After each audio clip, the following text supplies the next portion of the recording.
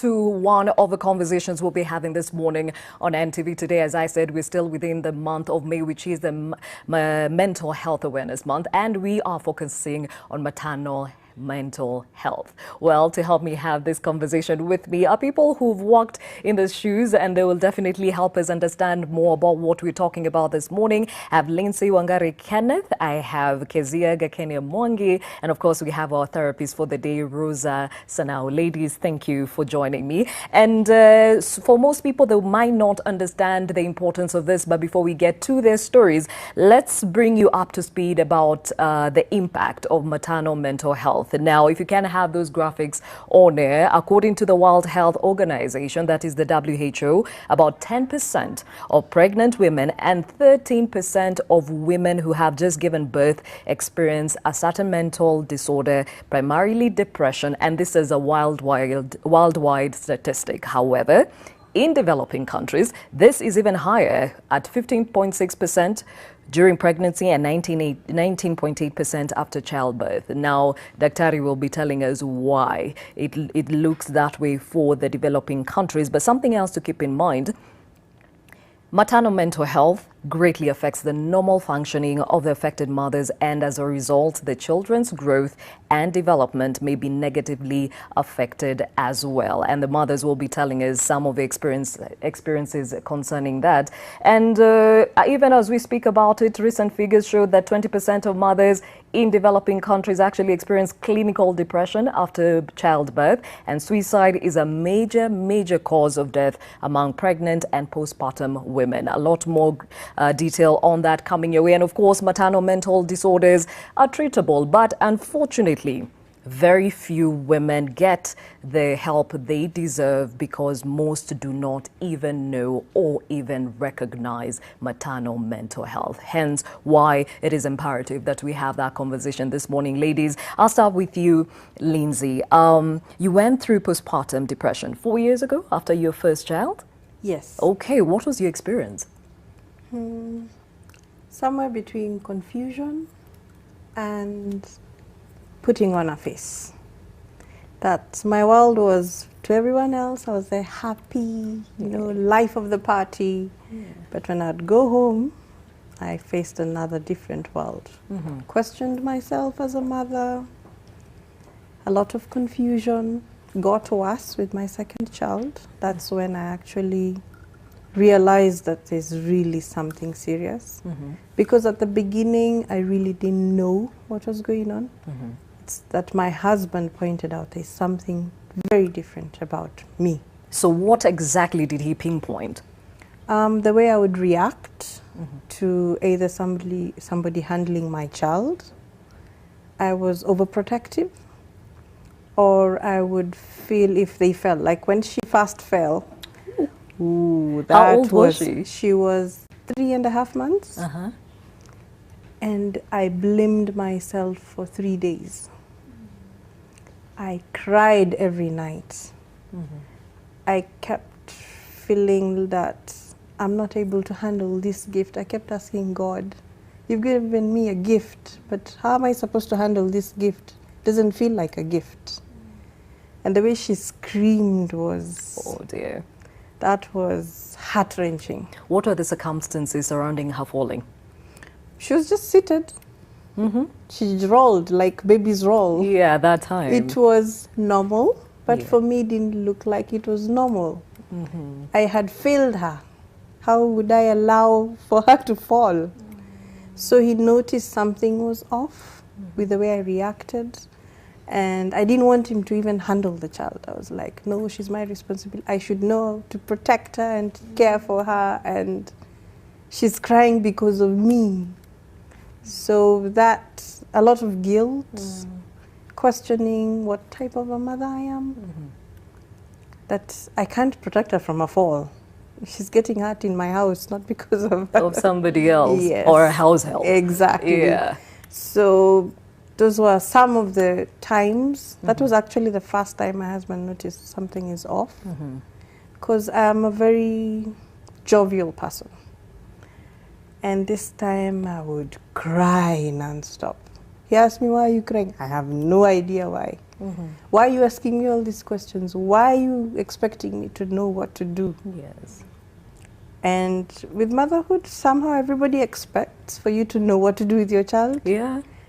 And you have no idea what you're doing. And we'll be getting into that even more, because in itself it can cause you to have some mental disability. And let me get to the therapist. What she's describing most often than not sounds like a mother's first time ordeal.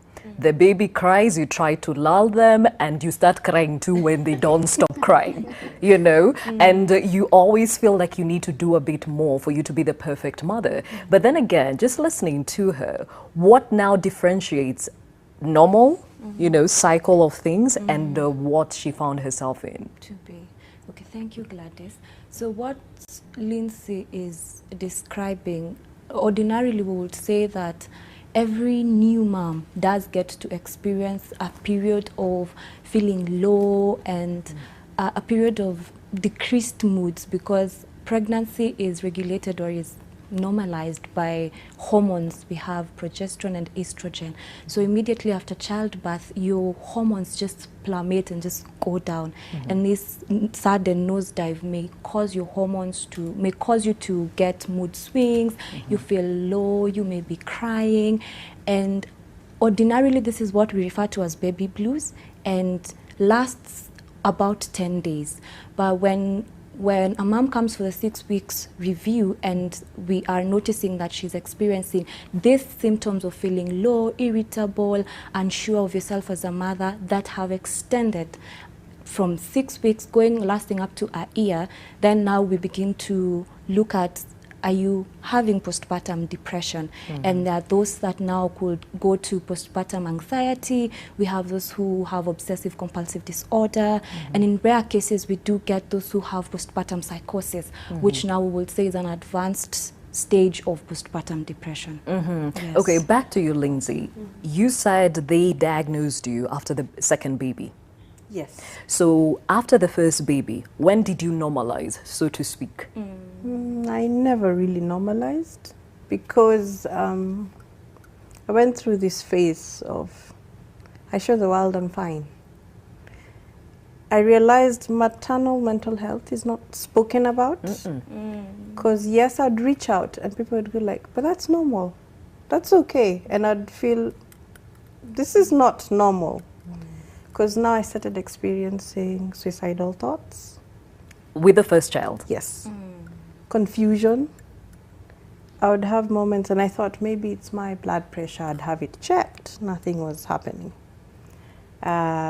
Sometimes they'd say it's my blood sugar, it's not okay. But I'd tell the doctor there's something off about me. I just feel this is not right. So I'd journal and I'd write out my feelings and I'd say I can't recognize this person.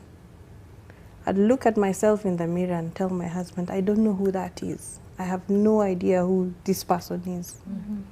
But somehow I'd suppress it. You know, you go like, okay, let me leave the house, I'll be fine. So I'll be around people, I'm fine, smiling, perfect mother. But every time somebody would tell me that, because I'd take care of my own child, I really didn't have help. And I'd feel like, are you sure you're talking about me or somebody else? My confidence plummeted. Everything I used to believe in, I stopped believing in. My relationship with my husband was also strained, because even communication, I'm so glad I have such a loving husband, because he would look beyond, because he'd say like, this is not you. I know you're going to get better. And I understand the child has changed a lot for you. When she was 3 months, I had to go back for reconstructive surgery because something happened during her birth. That also traumatized me. Was it a normal birth or CS? At a normal birth. But something went wrong with how I was stitched, and they had to redo the whole job. So the pain. Nobody tells you that motherhood comes with all this other things. We're always told about the glitz and the glam, but not the other side of motherhood. Well, they normally shock you also about the Yes. birthing process, Yes. but really don't get to the nitty-gritties. Exactly, that's how it was. So by the time she was about a year, I was getting better, you know, back to life. But I had conceived already my second one. So my world changed completely. Wow. That was, ooh. And it was at a time when we had a lot of changes even in the family. We had moved house, and I later learned mental health and moving houses and a lot of changes at once, not good. Small things affect you. Like, there's no running water today, you cry over that. There is somebody insulted another person, you feel it. You cry on their behalf. Yes, exactly. And I would feel more than I usually did. And this felt it was different. When I speak to other mothers, they seem to have it all together. And I seem not to be able to put it together. I talked to my mother, and I really wanted to be like her. Our mums were the perfect mums. Well, it looked like. Yes, that's what we were living up to. You know, clean house, cooked food, clean baby, the baby sleeps on time. Oh dear, I didn't have any of that. Oh, well. Yes. Just listening to Lindsay, Rosa, just pinpoints that there is a gap already. Thankfully, she has a husband who would see beyond what was happening and see there's something off. But she even told a doctor, was it your gynae? No, it was somebody else. I was going to a general doctor. A GP. Yes. At this point, you would see even a health practitioner did not recognize what she was dealing with. Exactly what should people look out for? Because most often than not, when you get a baby, it's about how is the baby doing? Yes. And not how is the mother doing. Thank you. And even just to pick from what the doctor asked, in most cases when you're going for your review, all we ask is, are you well? Are you breastfeeding? Is your milk okay? Is everything okay? Nobody takes time to ask, how are you coping? What are you feeling? So ideally, what we are looking for, we can say we are looking for your feelings, what to pick for, how am I feeling? So if I am experiencing intense sadness that is lasting for a period of over 2 weeks, if I am crying a lot, and if I am easily irritable, I am experiencing bouts of anger and rage. If my thoughts, because when we are picking, we are looking for behavior, we are looking for thought, your thought pattern, and we are picking your feelings. So when we're looking at your thoughts, we are asking, what are you thinking towards yourself? How do you think of yourself as a mother?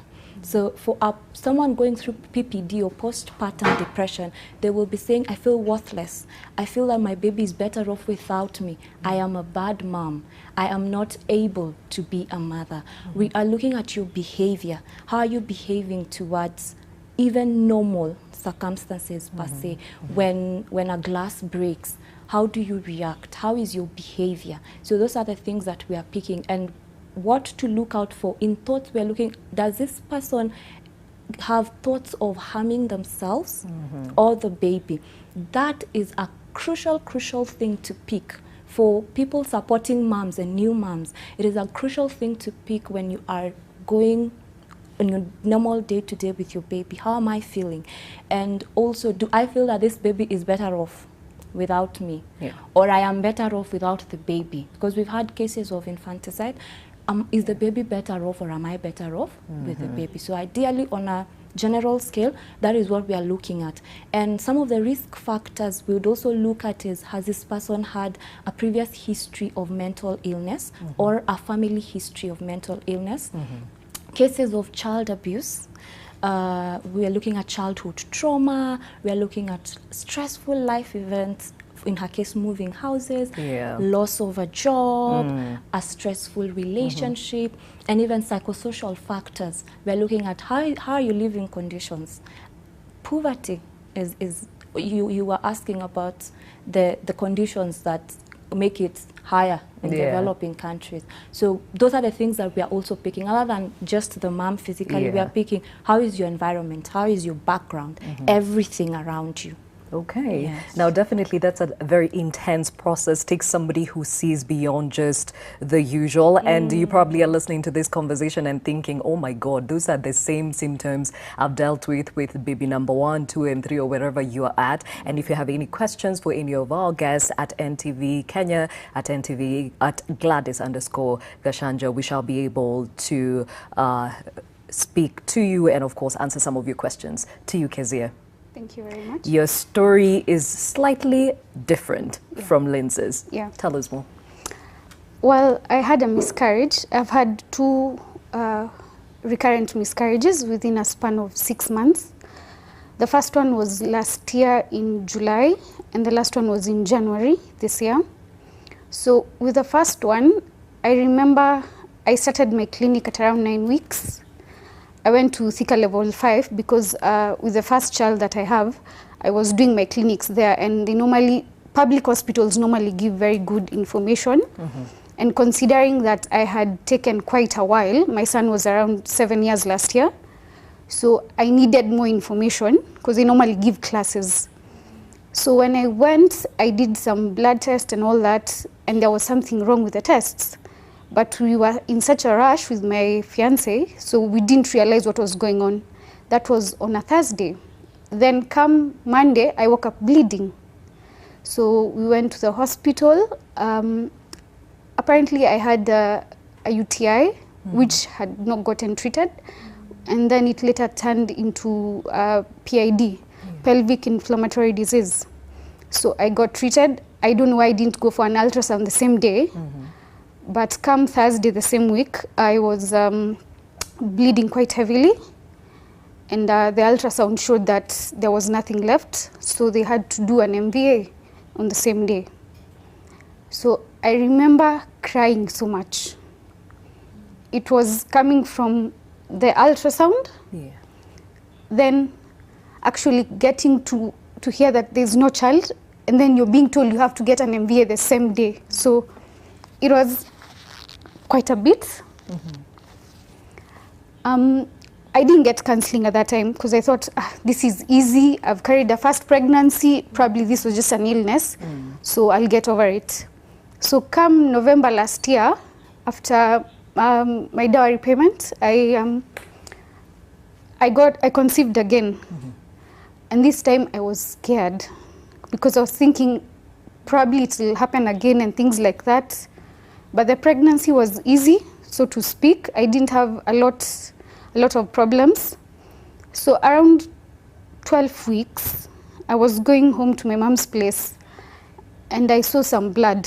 Normally when you're pregnant, you normally feel like going to the toilet so many times. So before you leave and get to a job, you actually have to go to the washroom. So I saw some dried blood, and I was like, okay, this is serious. So I decided to go to hospital. When the doctor examined me, the doctor said that my cervix is still closed, so probably the baby is still there, but the baby was still very tiny. I was 12 weeks, but the baby was still very tiny, because at 12 weeks you expect a little of a bulge, and you can actually feel the stomach is a little bit hard. So I went for an ultrasound. This time around, the baby was still there, but there was no heartbeat. The measurements of the baby were around 8 weeks and 5 days, and my pregnancy was reading at 12 weeks and 3 days. So I also had to get another MVA same day.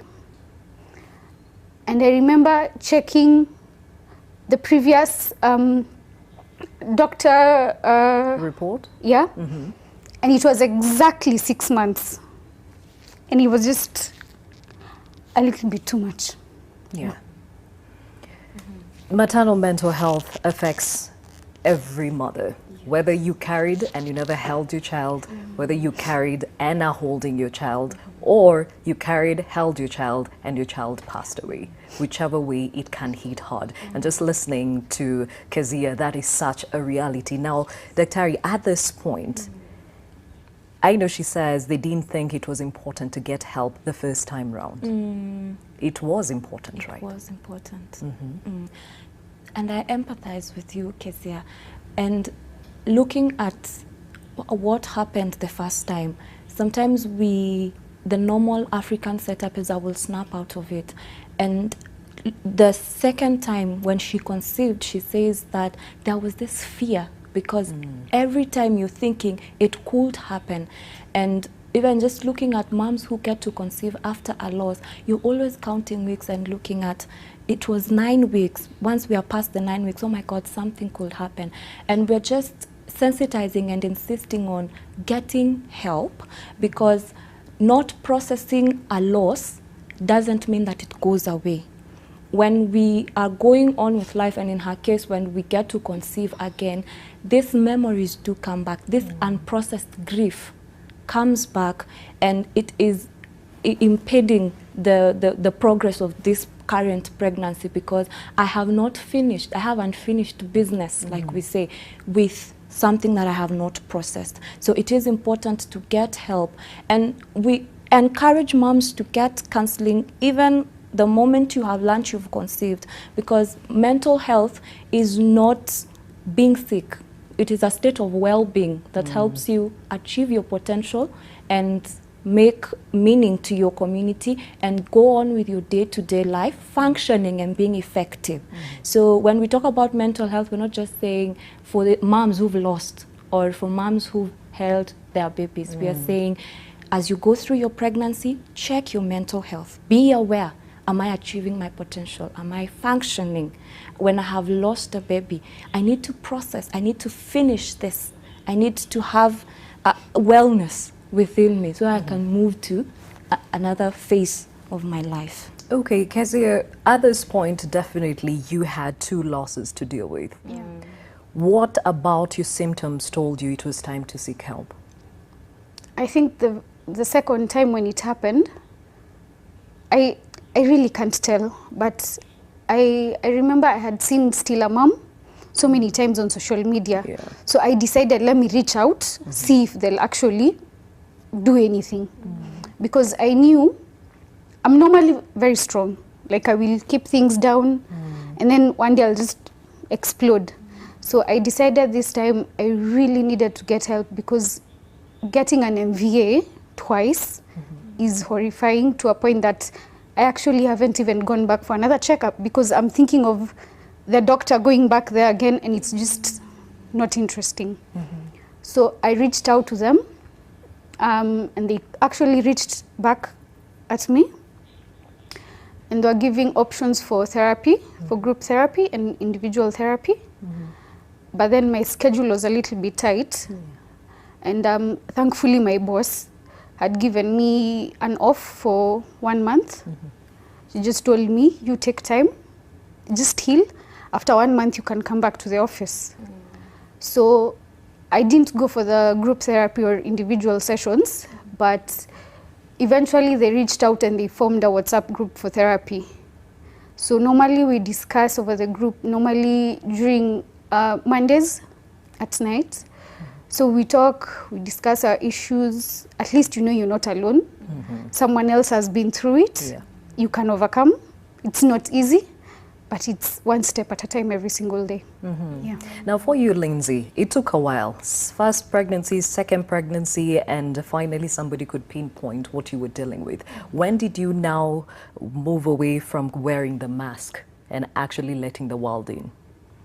When my second born was at 6 months, I had struggled with breastfeeding the second child. No milk. That was the hardest point. Because every time I went to hospital, they were like, you have breastfed before. What's wrong with you? Can you imagine a doctor asking you what's wrong with you? When she was 2 weeks, she was admitted because she was dehydrated. She was practically dying in my arms. This is because I thought I was breastfeeding. There was nothing.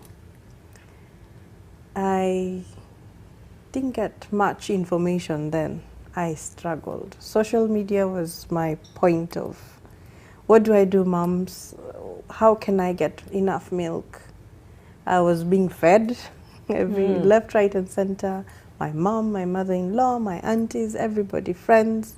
Because I think, you know, you need to eat this. but I was gaining weight, but no milk.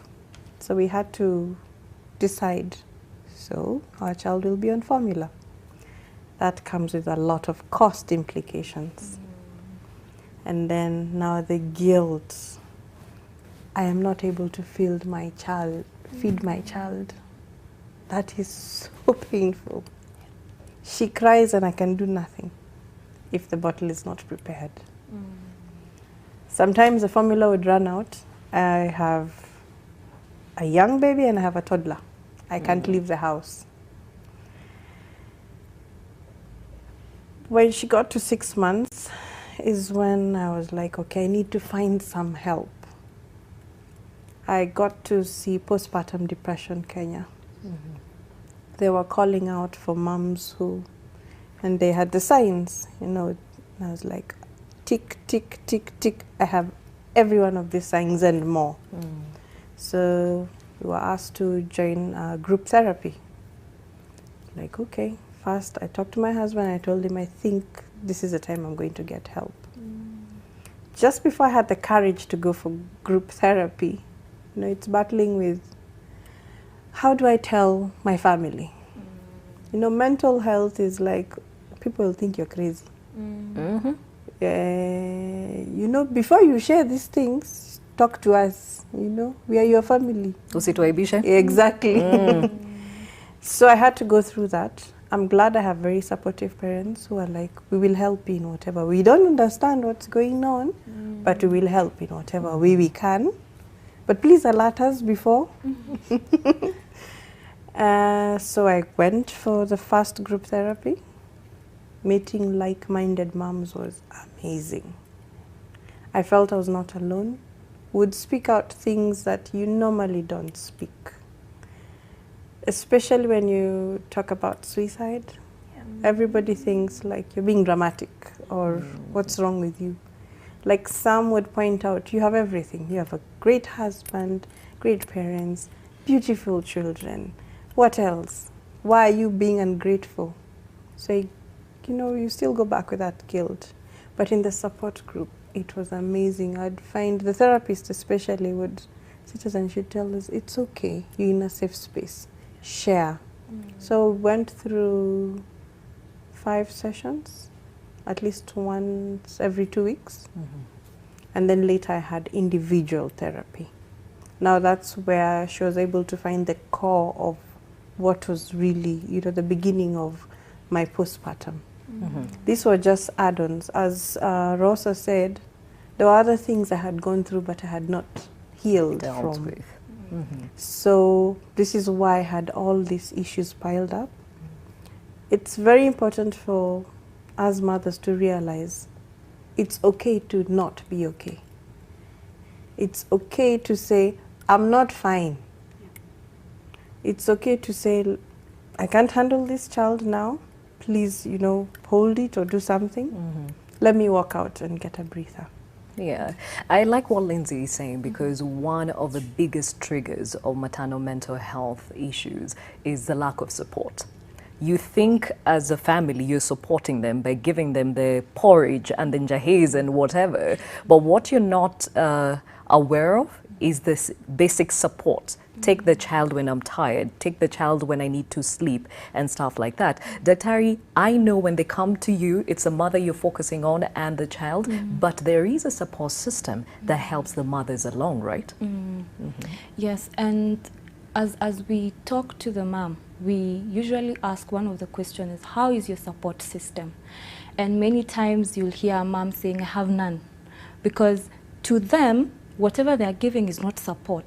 But if I go home, I will find a whole host of people in the house and we are here to support the mom.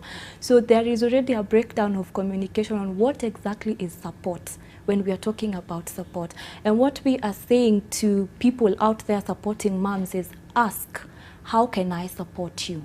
So that I know when I am supporting you, I am not hitting blindly.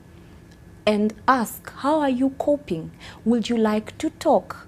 how can I help you today? And even for people visiting mothers, don't just go and sit and wait to be hosted and you say, nyumba yake ilikuwa chafu.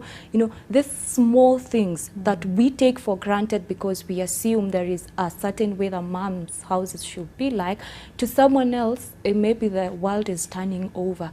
So ideally is ask, and for moms, accept to receive support. Yes. Because sometimes we like to be in control, and we want that feeling of I am in charge. And so even as much as there are people who want to give support, the mom is not able to open the world and say, I can't receive support. And that in itself could be a challenge because of, again, background issues. Where am I coming from? How was I raised? How did I see my mom handling support, asking and receiving it?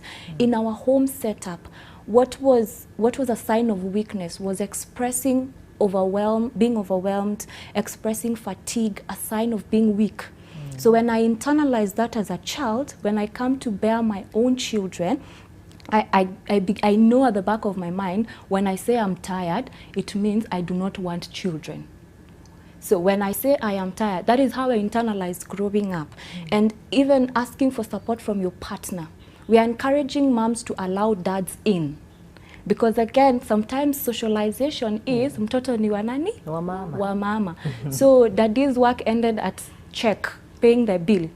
And then afterwards is graduation, receiving the certificate. But we are encouraging dads to participate right from conception. Ask, how are you doing? How are you coping? Because we find cases of even the father will just ask, wamesemaje daktari? Uko sawa? Haya. You know, after delivery is mtoto ametoka, ko sawa? And we are going and we move on. And interesting, they still take the paternal leave, eh? Yes, 2 weeks. And they go watch game with the boys and rest. But we are asking that get help also when you also, because childbirth comes with change. The father's world has also changed. They feel this overwhelming responsibility for my wife, for the mother of the child, and for the child. And they also are not aware this thing that has come, how do we handle? So support is very, very, very key. Even dads, ask for support and give support. Sit down with your wife and ask, how can I support you? Sometimes all she wants is a hug. Or tell her, you're doing well. When I come to the house and the house is not in order, I will not ask, umeshinda ukifanya nini? I mean, I left you in the house. I need to find everything okay, but ask, how's your day? Are you experiencing challenges? So it is a whole spectrum we are looking at, but basically just ask, receive support, and give support where we can. Okay, now that we've brought in the fathers into this conversation, Kezia, you carried these children, you felt it, and that's why you can even tear up, because it takes you back there. But there's a man who walked with you. How does he deal with this, or how did he deal with the losses? For the first one, I remember when the guy who was doing the ultrasound said there's actually no child. Alimuuliza, please tafuta heartbeat, like just look for it. And then after that, he literally broke down. And then that's when I broke down. But after that, I think he normally bottles up, so he didn't talk about it. But this time, the second one, he couldn't even come to the hospital. We got into a fight so bad that things are really bad between us at the moment. And sometimes we think that men don't get affected. You see, men have been culturalized to actually put their feelings inside. And if they're going to look for help, it's logical. They'll start looking for solutions and not actually deal with the pain that they're feeling. So when they start spiraling, that's when you actually see that this man needs help. But men suffer as well. Probably not as much as the mother, because we carry the child, and the repercussions are most on us because we are the ones who have to breastfeed, we are the ones who have to give birth. But then they also have to deal with us. They also deal with the fact that this woman was carrying my child. I was already bonding with this child. Probably I was thinking of a name. I was thinking of how I'll take this child out and things like that. But men also need help. Mine was not supportive this second time, I will not lie. And it was a little bit difficult, seeing as even my own parents didn't quite understand what was going on. But thankfully, I have friends who have stood with me. And that is what makes this a little bit easier. Okay. Yeah. Now, Lindsay, you mentioned that your husband was supportive. He tried as much as he could to understand this. But then again, at the end of the day, there were a lot of changes. Even as you went through it, he absorbed a lot of the things you couldn't handle and walked with you places some people never went. Did he decompress? Did he come back and get a debrief? As she said, men are not culturalized to share. And he dropped me off at a support group. Then one day as we were driving, he just went like, is there a support group for men?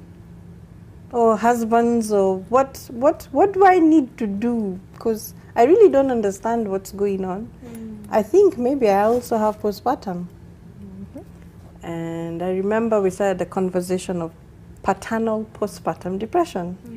And he's talking to fellow men, but men always go like, yeah, I had this feeling, but then let's have it over a drink. That's a conversation.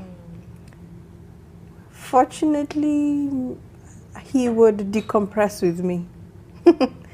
Sometimes it would be okay with me, and sometimes it would be too much for me. Because now I would be on the floor. There are times my fits of anger were so bad, I just walk out and just go anywhere.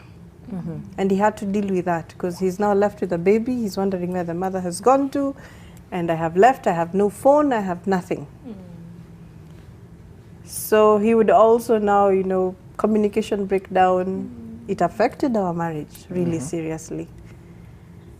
We were at a point he actually said, now, what is this? I didn't sign up for this. But when we calmed down, and he was able to also speak to my therapist, also speaking to our parents, both our parents, and also he decided to educate himself about mental health. We have another form of mental health in the family.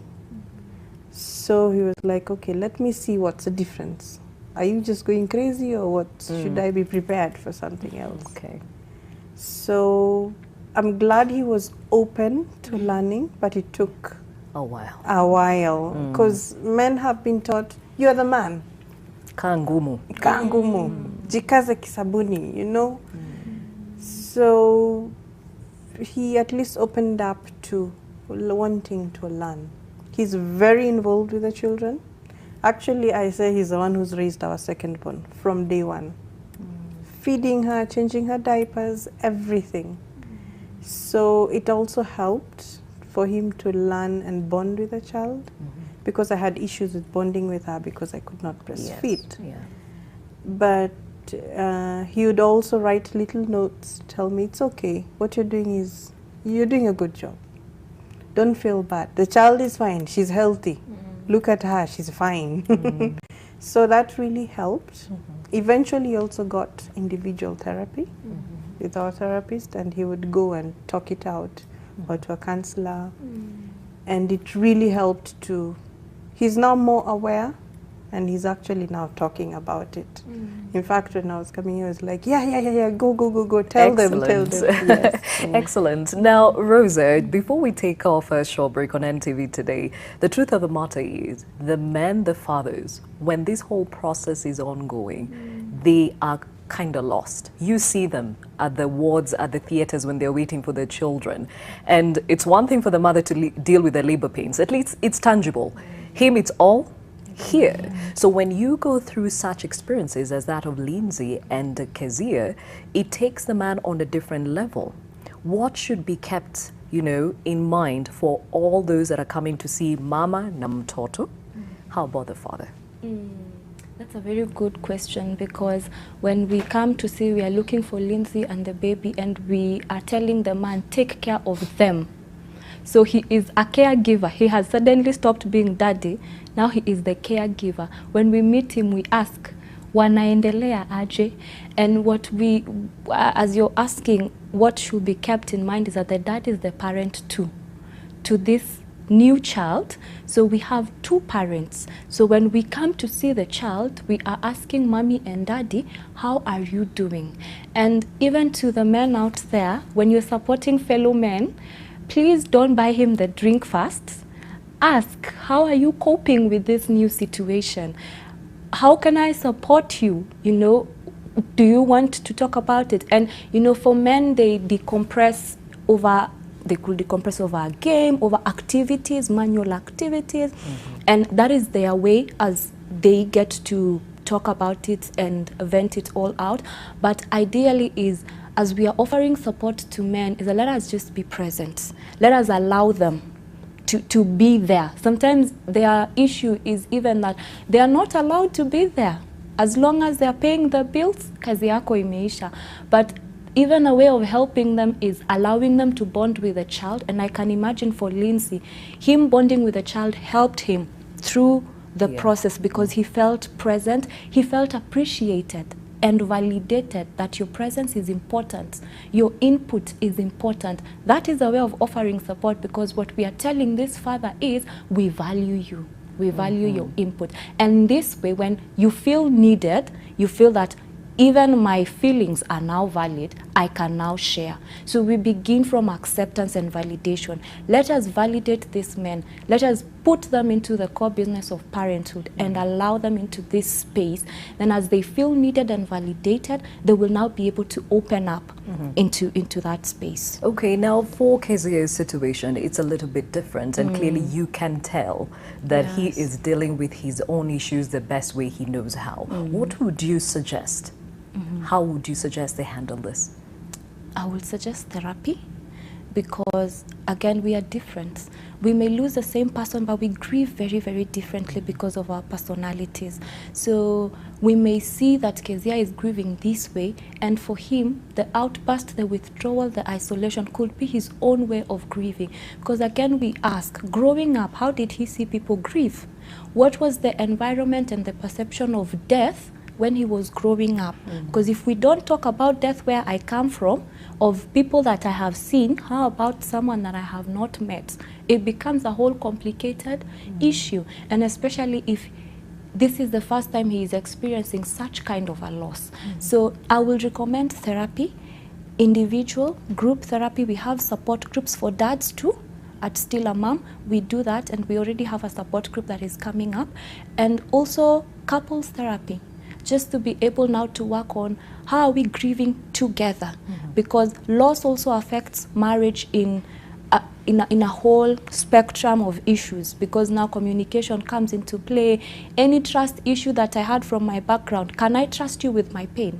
Can I trust you with my grieving? So I may see him quiet, but it is because he is unable to trust me. He is not very sure if he can trust me with this pain, and he feels maybe I am expecting him to be strong for me. So communicating this and saying, I am here for you, and it is okay to open up, and even for the man now to understand, it is okay, you can trust me. What are the expectations around this loss?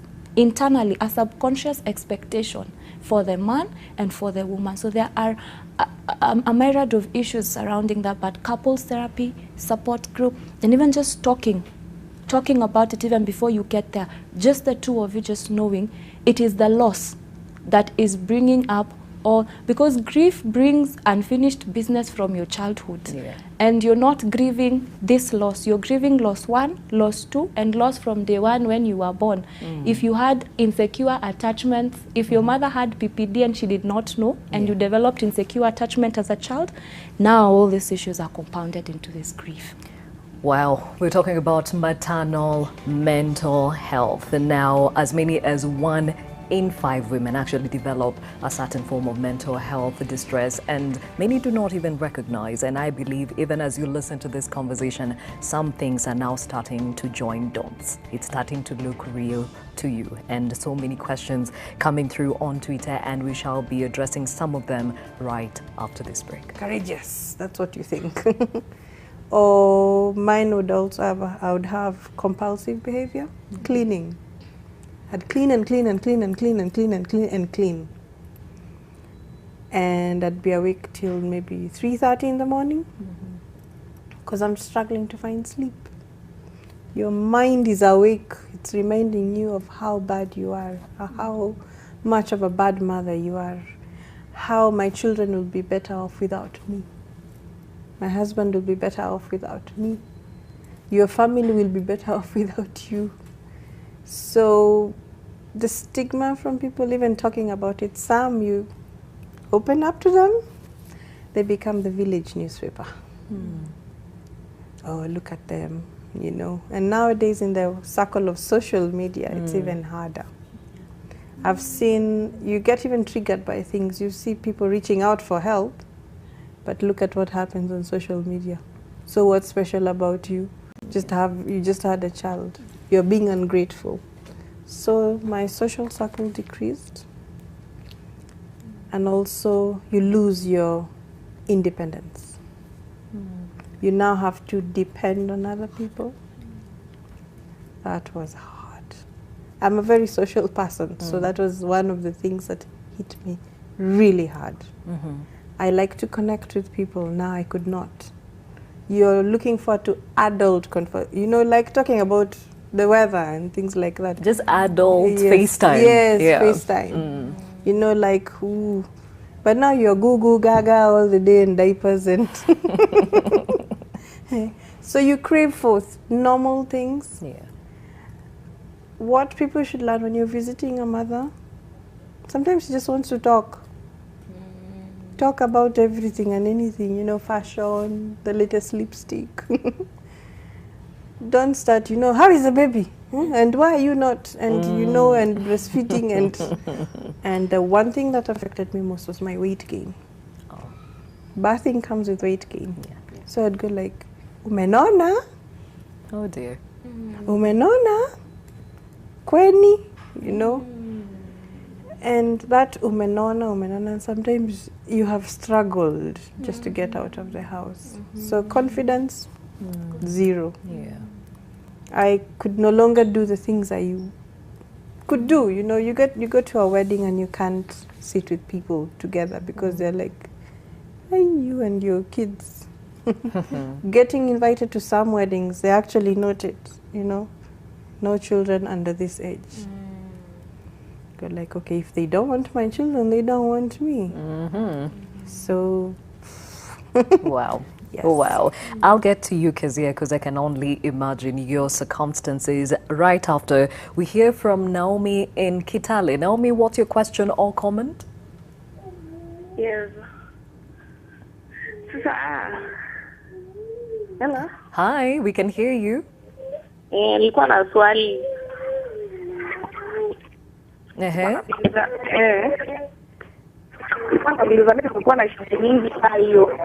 Hi, sasa tafadhali switch off your television so that we can understand each other. Okay, ulikuwa unasemaje? Nilikuwa nasema nimekuwa na shida nyingi pia, nimesikia naelewa sielewi English sana, nachukua moja moja. Sasa nilikuwa nauliza mimi nimekuwa na shida kama hiyo, hata sasa hivi niko na lala juu, nimekuwa na shida kama hiyo ya nyumba kutoroka. Nyumba kwangu ilitoka ikiwa na miezi 3.5. Ya pili tena nimetoka ikiwa na wiki 2. Sasa nikienda katimu wanasema hakuna shida yote, niko normal, kila kitu najiuliza ni nini. Sasa swali yangu ilikuwa ni hiyo, pengine kama kuna usaidizi ama inaweza kuwa aje? Na unapiga kutoka Kitale, ulipata usaidizi ama umeongea na yeyote kukusaidia? Nilienda district hospital. Wakanifanyia scanning, wakaangalia, wakasema sina shida yoyote, but wakanipea tu dawa ya kuosha tumbo, lakini wao kuniambia itafanya nini. Na walikupatia counseling? Au kunipatia counseling, niliandikia dawa, wakanipea dawa, wakaniambia nirudi nyumbani, sawa kunisaidia. Okay, asante Naomi kutoka Kitale. Now, Rosa, I think this is a question that falls on your laps. She says 2 miscarriages so far. Clearly, she's gone to the hospital, they take care of the physical, but they have not handled the mental. And what I hear her saying is, usaidizi uko wapi? You know, and it's more of, I'm feeling stuck. I've been left alone. no one is saying anything. When you tell me niko sawa and my niko sawa is seeing a child and conceiving, and your niko sawa is your uterus is clean, so go home, it creates that imbalance. And so I may not speak on the medical part, maybe I will just recommend her looking for a referral, but from the mental aspect, I'm just wondering, is she able to seek help in terms of counseling? Maybe from Kitale, I'm guessing a county hospital, where in most county hospitals we do have mental or psychiatric clinics, just to get there and see and talk about it. Or she can contact us to join our support groups. Despite the fact that she is far, we do have WhatsApp support groups where we get to walk you through the mental changes and knowing that this is okay, because when you go through child loss, this is grief and this is a loss like any other. There is denial, there is anger, there is a moment you're angry at everyone. It is a moment of, even God, why would, you're all powerful, and if you're as powerful as you say, you weren't able to help me keep my pregnancy. You're angry at yourself. There is this bargaining, the guilt, I'm blaming myself. What if I'm the one who didn't pick the signs on time? What if I didn't go for all the clinics? Could it be my fault? And there is depression, where I just go into a moment of intense sadness.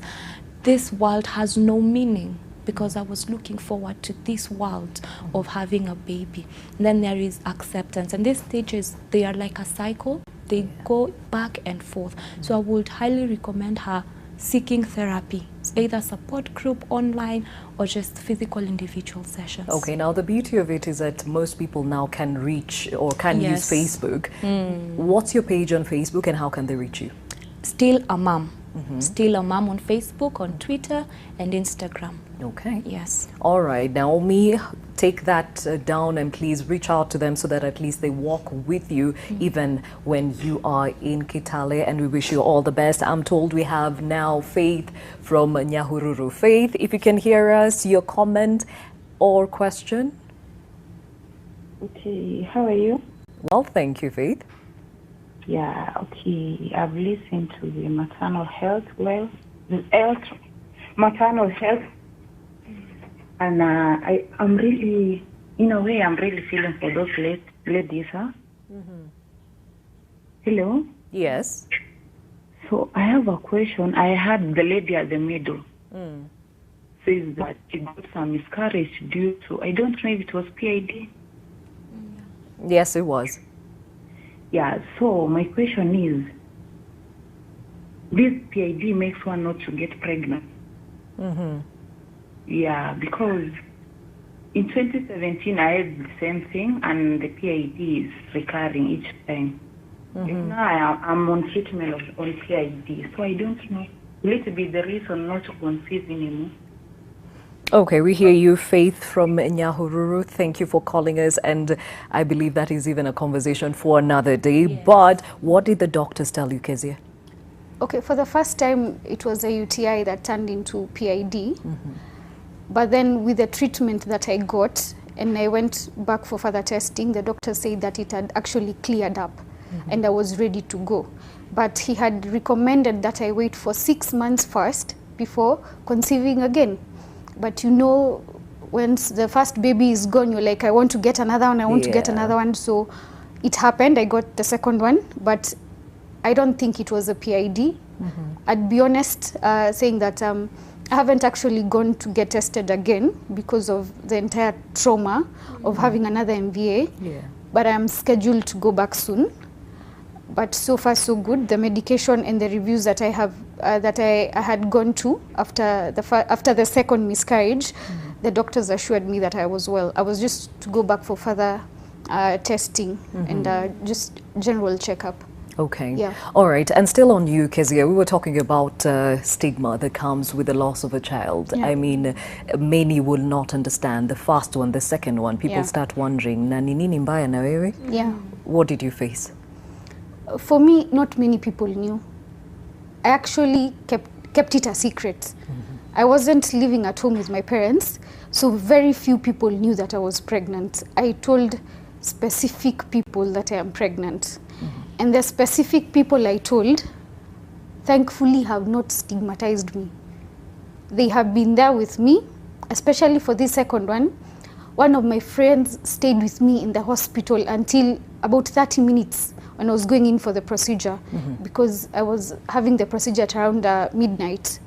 So she stayed with me in the hospital with her child, letting me vent, talk, just do whatever I want to do. But then I remember one of my aunts called my sister-in-law, and she was like, kwani nini mbaya na Kezia? Mbaya kwanza, ya pili, what's wrong with her? And I think she didn't think that I would come to find out. But then I came and found out later. This particular aunt of mine also happened to be my boss.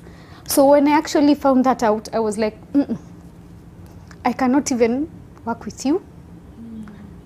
And the fact that I was working in a dialysis center, like going back to hospital, the memories and everything, it was just a no for me. But stigma-wise, I think that was the only thing that I faced, and it was really difficult. So I can imagine for Lindsay when people are asking you, ni nini mbaya na wewe? Because people think that unajifanya, like unajiona we ni special sana, what's wrong with you? And it's actually a problem. And when people think of mental health, they think you're going crazy. The next thing, utaanza kuvaa makaratasi. You'll walk out in public like a mad person. Talking to yourself? Yes. But they don't get that you're just not in the right headspace, if I am to call it that. Because getting out of bed is a struggle in the morning. Going to meet people is a struggle. Like actually sitting and talking with people is like, I want to talk, but you all are just boring, I can't deal with you. So you just,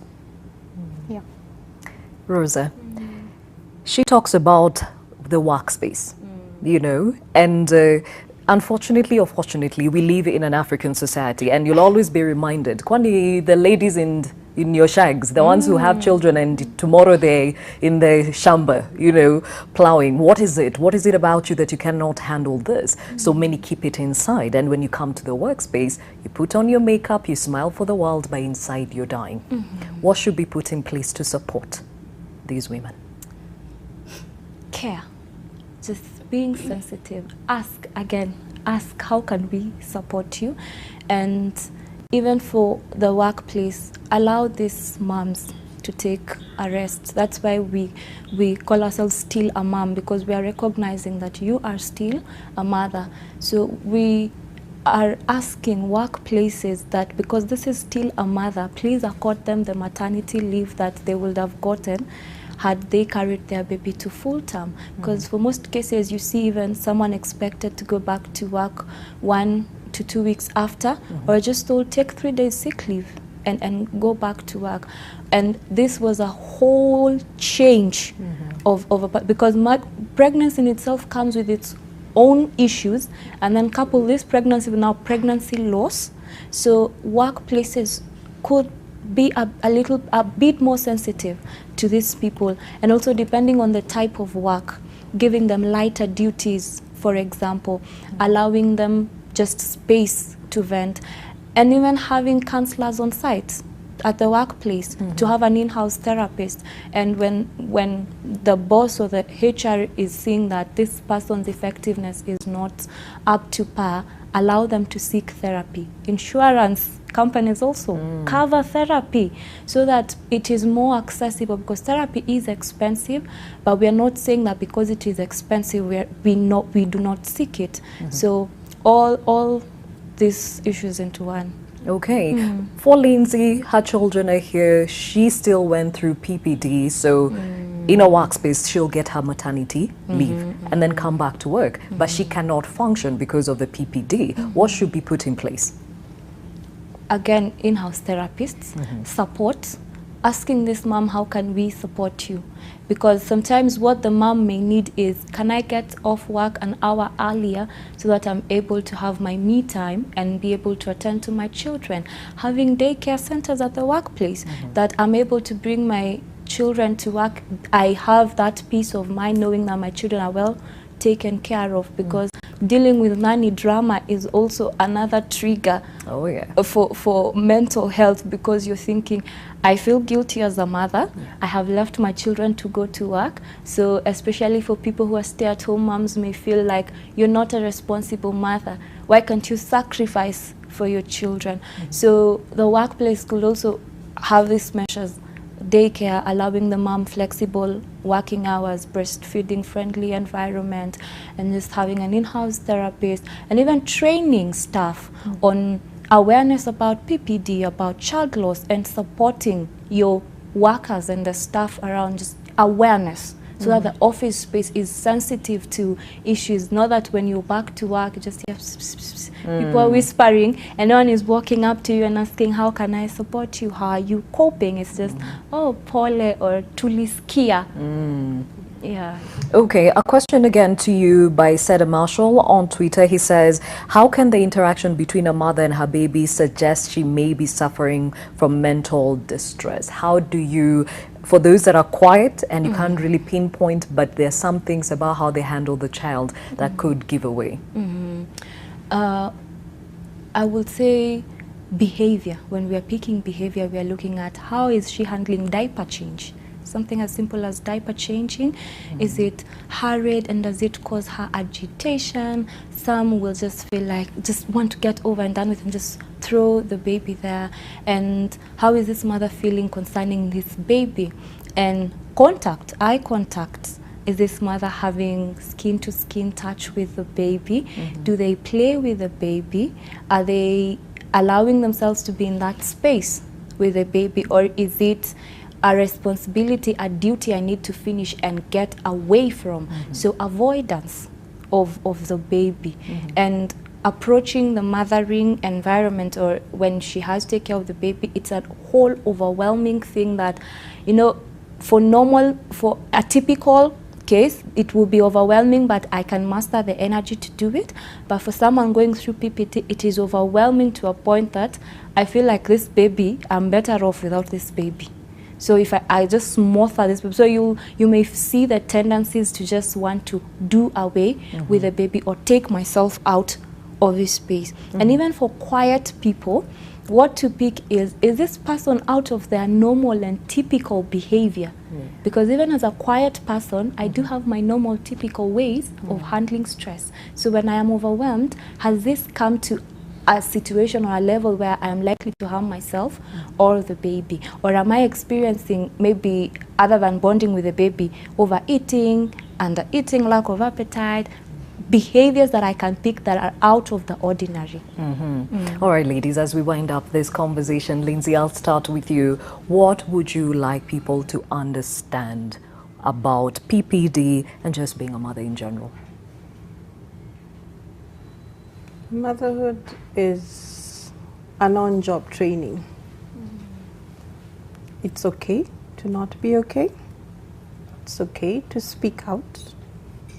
It's okay to get therapy. It's okay if you have to take medication to be okay. A healthy mother, healthy babies. Right. Take out me time. Help a mother get me time. And also for the mother, Mom, please accept me time. Yeah. And It's okay. Yes, it's okay to accept that I don't know how to handle this. Let me ask for help. Okay. So there is help. There is, at least now we have social media and pages like Still a Mom, Postpartum Depression, Kenya, and we're able to reach out. It's okay to reach out. Okay. Kezia, for you, it was a miscarriage. There are other mothers who had stillbirths, others who tried for children, never got them, others who are going through fertility treatment that has never been successful. All these never held their children. What would you like to say? I know it's not easy. You look at people, and especially mothers, you look at women who have children, unasikia ile uchungu ya ndani. I'm not going to say it gets easier, it doesn't, but when you have the right help, when you have the right friends, you're going to make it through no matter what. And the fact that you lost your child does not make you a mother. It just means your babies are in heaven. Yeah. All right, Rosa, I like a tweet here by Abdallah Dambo, who says, kids do better when their mothers are doing better, which is why we need the government to think about more strategies for our mothers' mental health, because child health is pegged on the good health of the mother. In 30 seconds, what can you say? A healthy mother had a healthy baby, and as an adult, your view of the world is pegged on your mother, because when you're a child, your world is your mother. So we want healthy mothers so that these worlds to small babies are full of trust, because children are developing secure attachment and trust. They can trust the world to be a good place because of a healthy mother. Ladies, I thank you. That was Rosa Sanao. She is a therapist. Next to her, Keziega Kenya Mwange and Lindsay Wangari. Kenneth, ladies, thank you so much for being candid and open about this. I'm sure very many people have walked away with very vital lessons, and also a lot of light bulbs for mothers out there who thought it was okay, but now you're in a good space knowing that there are others who walk in your shoes. Again, thank you for that conversation. And now we shift gears to our other conversation about the correlation between health and the environment. But before we get to it, I'm told my colleague, that is Accused Mosame, is in Kakamega, where he's covering the swearing in of a task force set up by the governor to investigate issues about Mumia Sugar. Zacchaeus? Thank you, Gladys. Like you said, we are coming to you live from Kakamega County, here in Kakamega County, whereby the task force that was chosen by the governor of Kakamega, Wycliffe Ambetsa Paranya, to oversee and have a plan to, revive the struggling Mumia Sugar company is being sworn in now. And just maybe to get this, the exercise is being led by the county attorney. This is a committee that comprises of 12 members. Already 3 members have already been sworn in, and they're expected to swing into action as soon as they're in office. This is a committee that comprises of very many different people. We have the MCAs, we have the county attorney, we have the chair of this committee, who is the CEC for trade in this county, Kasimwere. And therefore, just to have a gist of this, let's just listen in.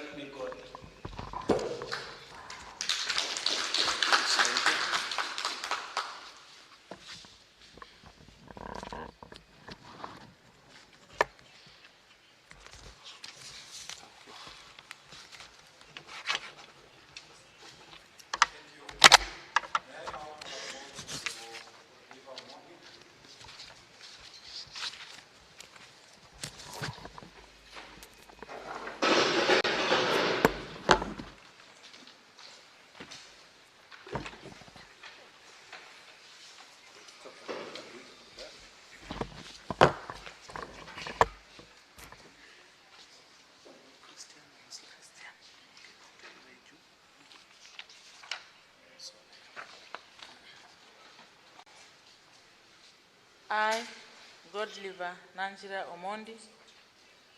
I, Godliver Nanjira Omondi, being called upon to exercise the functions of member of the Task Force on Protection of Public Assets in Mumia's region and the revival of Mumia Sugar Company Limited, do swear that I will discharge the functions of my office without fear, favor, affection, or ill will, that I will not directly or indirectly reveal to any unauthorized person or otherwise than in the course of duty the content or any part of the content of any document, communication, or information whatsoever which may come to my knowledge in the course of my duties as a member of the task force. So help me God.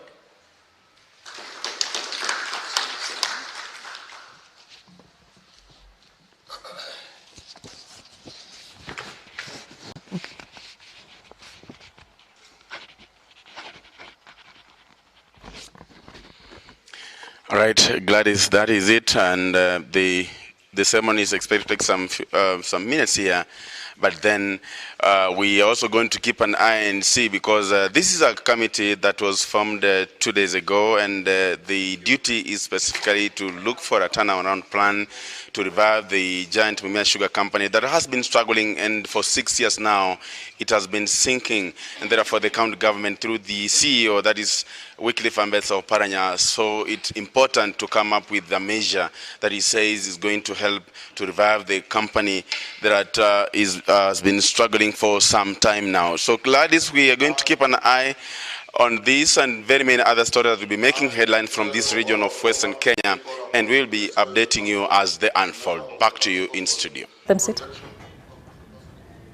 Thank you. Zacchaeus Masame coming to us from Kakamega. Of course, that is a task force that was put together by Governor Oparanya to look into the issues of Mumia Sugar and ensure that it is revived, it is being sworn in, and of course, many are waiting to see the fruits of the same. Now, as you know, NTV is back on the road, and this time round, we are in county number 33. We're talking about Narok County. My colleagues, Olive Barrows and Victor Kiprop, are already on the road. They now join us with the latest. Good morning, Gladys, and my Furahi Day has gotten off to a fantastic start. As you said, we're heading to Narok County, county number 33. The plan is to get a taste for the culture, a taste for the not the wildlife. We'll be eating the wildlife, but we will be viewing the wildlife. Also, get a sense of the industries that power the Narok economy. And so we are going there with Victor Kiprop from the business desk. Victor, what in terms of business will you be looking at? All right. As you rightly say, Olive, we remember Narok County plays host to the famous Masai Mara National Reserve. So we will be, of course, focusing how this impacts on the county's revenues. We will also be looking at the revenues from the wheat farming, because Narok County produces nearly half of the country's annual wheat production. We'll also be focusing on other smaller types of businesses, such as the rungu making business, the Maasai regalia making business, the beads industry, and quite a number of other smaller low-income household and the way they try to survive, including even selling milk between farmers and neighbors. So we will be unpacking the entire county number 33 to you this entire weekend. Remember, we will be there across from today all the way to perhaps Monday morning. Okay, but before I hand it back over to you, Gladys, just look behind me. We're at what is popularly known as the Viewpoint, and I'm told on one side of me is Mount Suswa, and the other side of me is Mount Longonot. So it's quite scenic. I have to say I'm enjoying my Friday thoroughly on the road. It's a road trip. With me is Dan Mule. Edmond Nyabola is already in Narok County, so we will be coming to you live together with Edmond Nyabola. As I said, Dan Mule, Eunice Omolo is also part of the team. Bridget Ngana is also part of the team. So it's a huge team. We plan on exploring Narok County to the full. And Edmond tells us it's a bit chilly though, so it's a good thing that here at Viewpoint there is a curio shop selling Maasai blankets. So I'll grab myself one and say goodbye for now. Victor, any parting shots? All right. We will also be looking at other special and sensitive sectors, such as the education, levels of education within the county, other issues including teenage pregnancy and even the female genital mutilation, okay. FGM. All right. So there is plenty to look forward to, and I am happy that you've chosen to pick NTV as your station of choice. Thank you, Olive Barrows, Victor Kiprop, who are on their way to Narok County. Remember, we are on the road yet again, NTV on the road, and this is the Sova edition. Looking forward to many stories coming from that county. And remember also, this is the county that will be hosting this year's Madaraka Day, so a lot coming from that county ahead of those celebrations on 1st June. Now back into studio, our second conversation of the day, very vital. We're talking about the correlation between health and the environment. Yes, it might sound very removed, but trust you me, everything in life somehow is connected. And to help us understand more about this, I have Professor Mary Kinoti, who is a human lifestyle and sustainable consumption expert. I'll start with the lady, that's why I did. And of course, we have Dr. John Ngige, who is the director, Kenyatta Prime Care Center, and he's also a nephrologist. Thank you for your time. And of course, I have the architect Robinson Manguro, who is the Kenyatta National Hospital Projects Manager. Thank you for joining us. Now, I'll start with you, Daktari. Help us understand prime care at the Kenyatta National Hospital, because most know KNH is the biggest referral hospital in the region, but now there's this prime care that has come up. What is the difference between the two? Thank you very much. As we know, like you said, Kenyatta National Hospital is at the apex of healthcare, and we attract our patients from all over the East African region, and we envisage of providing quality care. So as a creation of the board decided now to set up an enterprise wing or a strategic business unit which aims to make money, so to say, but then the resources that comes out of it is used to now harness activities down to the lower level. Simply said, we are trying to look at matters of equity, access and quality all in one. So we make money, we get business concepts, and then the money we get, now we take it down so that we can now improve the infrastructure and healthcare for the people who are down or in the lower wards. Okay. Yes. All right. So most often than not, maybe KNH will come to the news for all the wrong reasons, you know, but you're now putting yourself at a position where you need to change or want to change the narrative of the same. How do you see this happening? Yes, unfortunately, you're right. More often than not, we'll be picked up for some wrong reasons. This idea of setting up KPCC actually came up as a response to that. Because if you have ever visited KPCC, you'll see it's a different infrastructure altogether. It's cleaner and all that. The culture also of the persons working there is also different. So we aim, therefore, by putting in the activities that KPCC has to change the narrative or the working environment of the hospital. Unfortunately, yes, the bad part of the hospital thing has eaten into a brand. And so we are working around that so that when you see KPCC, you see the good things that come from KPCC, you are sort of saying, well, the whole Kenyatta is the same. Is it possible at some point the same to be replicated into the bigger hospital? Yes, and it's happening. Consciously, the hospital is going towards that direction, trying to make sure that all the strategies that have been put up, for example, the customer-centric nature of KPC is replicated down to the lower levels. Yes. Now, ladies and gentlemen, we're here to talk about the correlation between healthcare and the environment, and this is where we bring in Dr. Ngige. We're talking about planting trees. How is that now coming into enhancing the healthcare of the people? Oh, okay. Probably I can take that. But before I take up that, I want to just make a clarification. Yeah. I work at the University of Nairobi, so I am a professor of marketing. And actually the reason I'm here, there is a course we teach called green marketing, which actually relates about the product we sell in the market and how they get resources from the environment, and when we consume them, how then they are likely to help to impact either positively or negatively on our health. So having said that, what is the correlation between the environment and the health? So when the environment is not good, for instance, when there is a lot of air pollution, it is natural that we are human beings, and the way we are wired, we were wired to breathe clean air. So once the environment is not clean, then of course, Dr. here will tell you, will visit his clinic because of other various ailments, especially breathing-related ailment. So I would say there's a lot of correlation between the environment and health. When the environment is clean, then you have a healthy nation. When the environment is not clean, then you have an unhealthy nation. And of course, we'll be visiting Daktari a lot of time. That would be my take as far as that is concerned. All right. Yes. Now, I'll cross over to the architect. I think you're the one who is now behind this project. And we're talking about planting over 5,000 trees. I mean, how does now that and KNH come together? Okay. Maybe first of all, just to amplify what Professor has said, the correlation between health and the environment is very important to us as a hospital. And seeing that we are at the point where we not only doing the curative aspect of health, we're also dealing with the preventive aspect.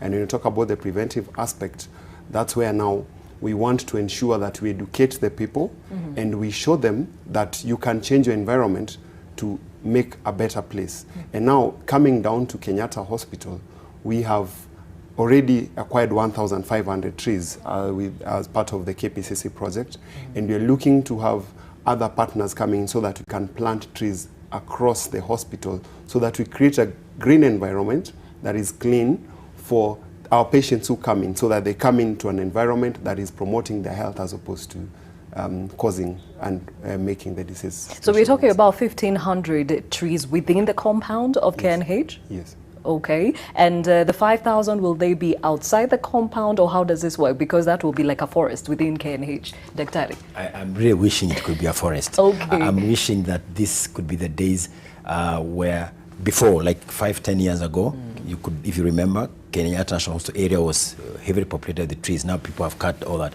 Yes, it will be like so. Of course, we shall not eat up into the spaces where we work, but it will be spaced and it will be a nice place to be in. The environment, the weather, the climate will be nice.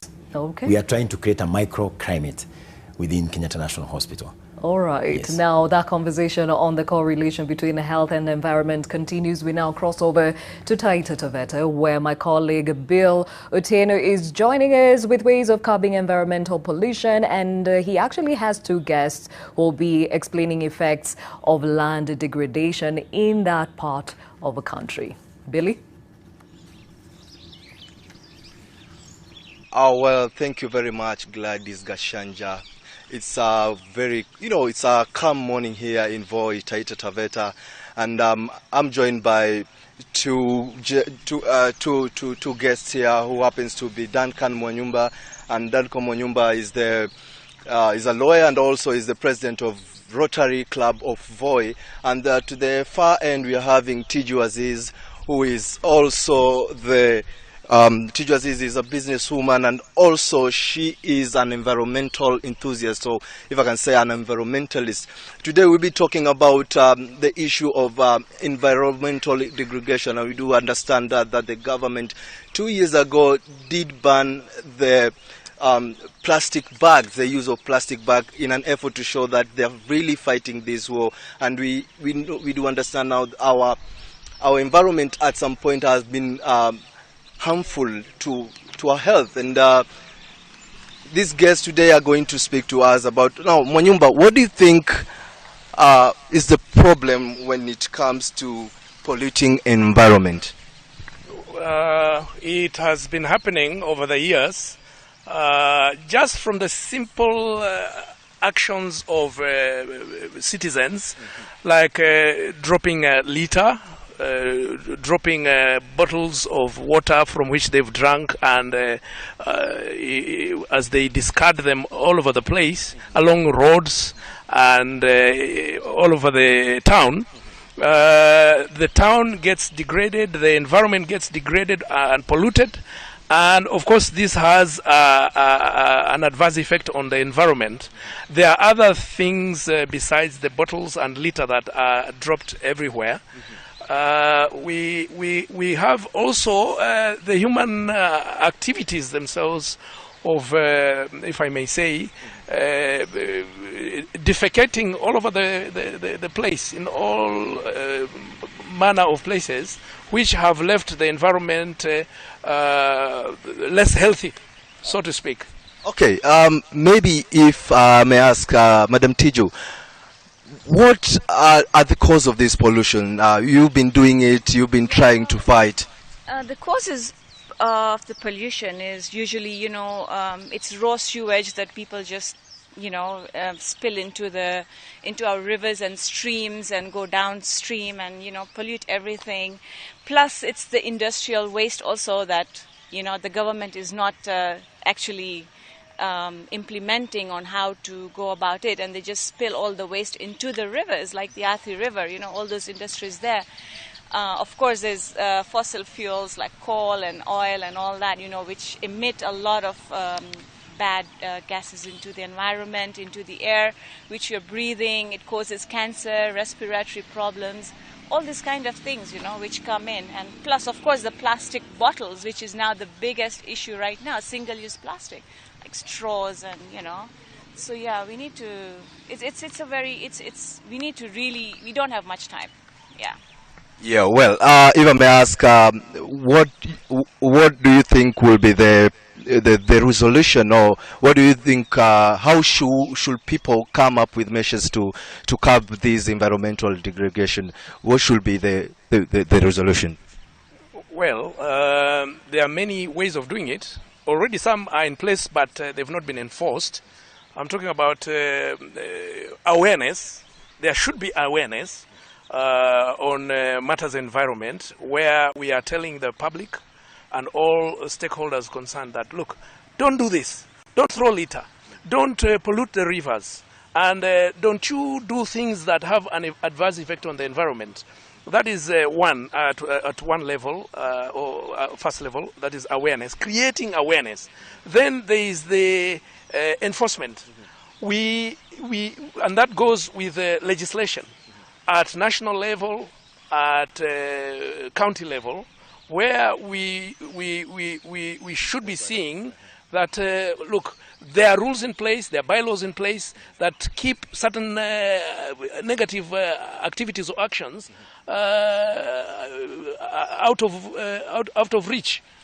Yes, so that we enforce the laws, we enforce the bylaws, and we keep the environment clean and safe. Well, thank you very much. As you've heard from them, they've been trying to curb or to think about it loudly, and that's what we have for today, for now, from Taita Taveta. Back to you at the studio. Thank you, Billy Otieno, coming to us from Taita Taveta, and definitely you can see how the environment is correlating with the healthy. And Dr. just listening to what's happening in Taita Taveta, you'd understand why all of a sudden we have an influx of waterborne diseases, right? True. Absolutely.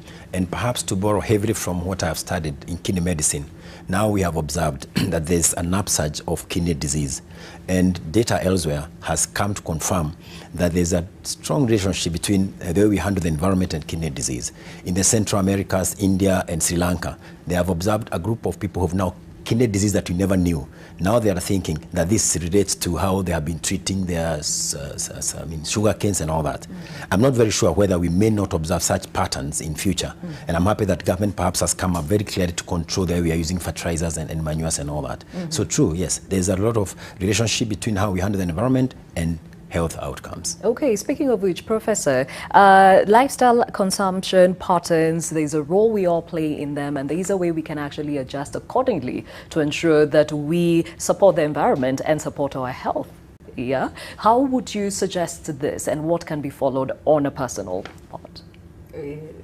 That's a good question. I want to say a lot of what we see in terms of environmental degradation is caused by our consumption lifestyle. For instance, you buy bottled water, you drink the water, then how do you dispose that bottle? At a personal level, we need to take responsibility. Just as that conversation in the Taita Taveta, where they are saying consumers throw bottle here and there, it is the role of an individual to take responsibility in terms of disposing that.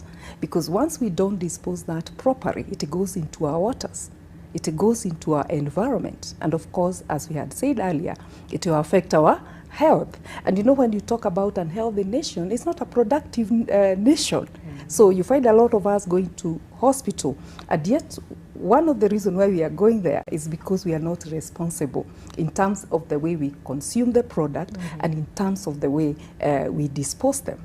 Another way we can be responsible as consumers, can we recycle the product we use? You know, as the middle class continue rising, I'll tell you, there is a disease we are suffering from, consumption. Yeah, we consume everything. We buy things which we do not use, and then when we don't use them, we don't even know how to dispose them.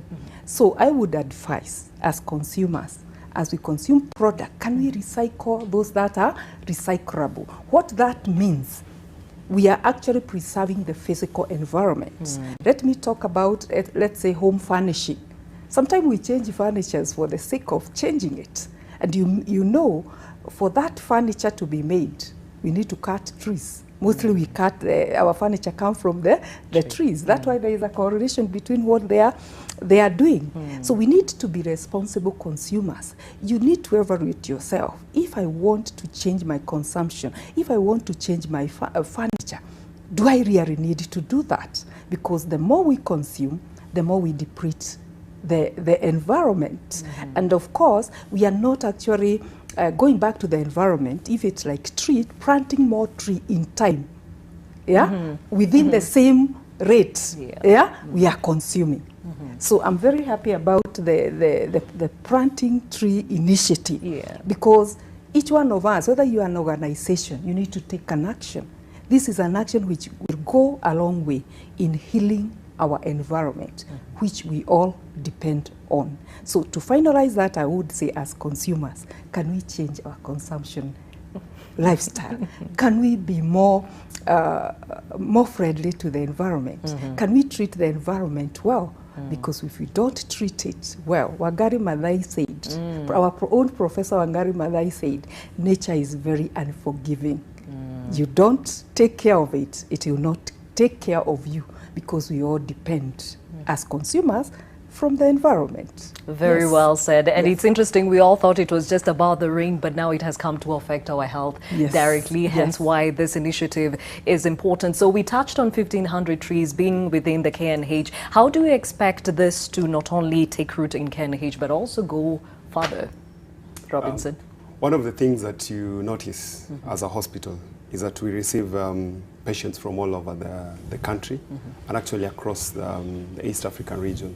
So the influence that we will have on them, and like they said, sociologists and architectural professionals within the health sector, and led by one Aaron Antonovsky, talked about the aspect of salutogenesis, which simply talks about the health promoting factors within, which are not necessarily related to the medical aspect. And one of them is the aspect of the environment that the patients come to.